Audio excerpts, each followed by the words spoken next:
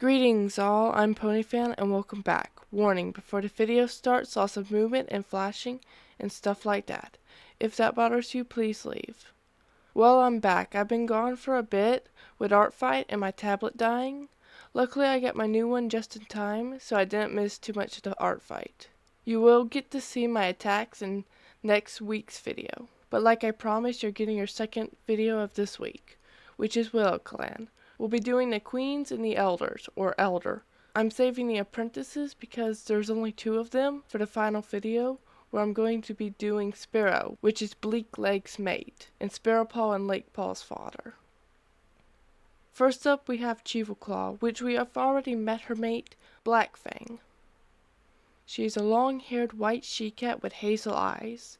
I don't remember if I mentioned this, but every time I think of the color hazel, I think of the color purple, and not the greenish yellow that they actually are. I don't know, it's just something my brain does. And since I really like the color purple with her white palette, I made them purple instead.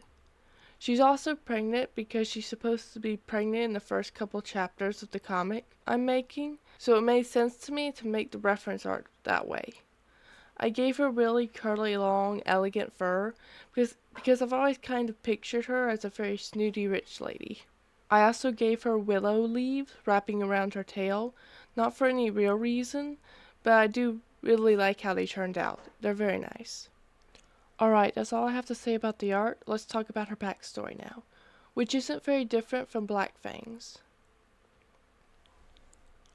Cheval isn't sure why Black Fang is acting so strange.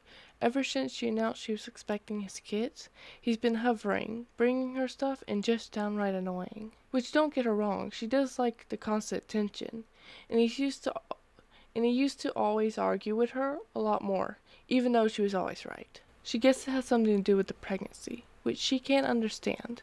It's terrible. Her body looks horrible, she can't hunt or go out, and she'll be expected to stay in the nursery for 6 months after they're born, which she has no intention of doing. Black Fang can stay with them once they're winged, but all this pain will all be worth it when she has her perfect, wonderful, flawless kids. In truth, I really don't have a backstory for her, except she's a terrible mother to the main character of the comics that I'm making. I'm not sure if it really came across that she's supposed to be a snob that is completely obsessed with herself. I think instead the backstory just kind of made her sound like a moody pregnant woman. But anyway, on to the next cat. Cormorant Nose is a black tabby she-cat with short fur and copper eyes. I really like how she turned out. I was really just kind of vibing while I was drawing her. Since she has no kin in the clan, it made it really easy to just do this unique look for her.